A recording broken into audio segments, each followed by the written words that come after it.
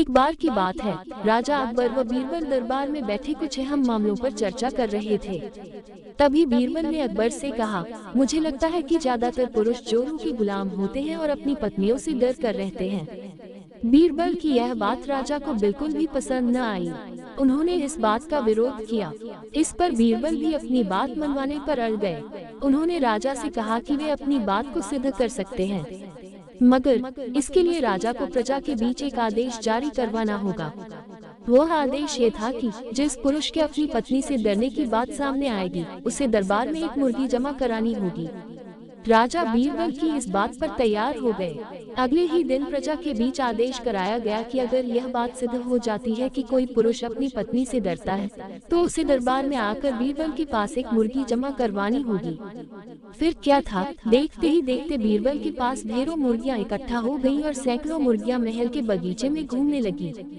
अब बीरबल राजा के पास पहुँचे और बोले, महाराज, महल में इतनी मुर्गियां इकट्ठा हो गई हैं कि आप एक मुर्गी खाना खोल सकते हैं, इसलिए अब आप इस आदेश को वापस ले सकते हैं।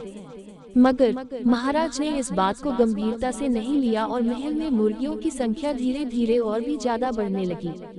इतनी अधिक मुर्गियां महल में जमा हो जाने के बाद भी जब राजा अकबर बीरबल की बात से सहमत नहीं हुए, तो बीरबल ने अपनी बात सिद्ध करने के लिए एक नया उपाय निकाला। एक दिन बीरबल राजा के पास गए और बोले, महाराज, मैंने सुना है कि पड़ोस के राज्य में एक बहुत ही खूबसूरत राजकुमारी रहती है। अगर आप चाहें तो क्या मैं आपका रिश्ता वहां पक्का कराऊं?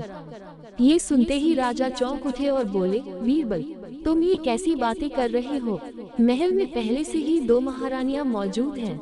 अगर उन्हें इस बात की भनक भी लगी तो मेरी खैर नहीं होगी।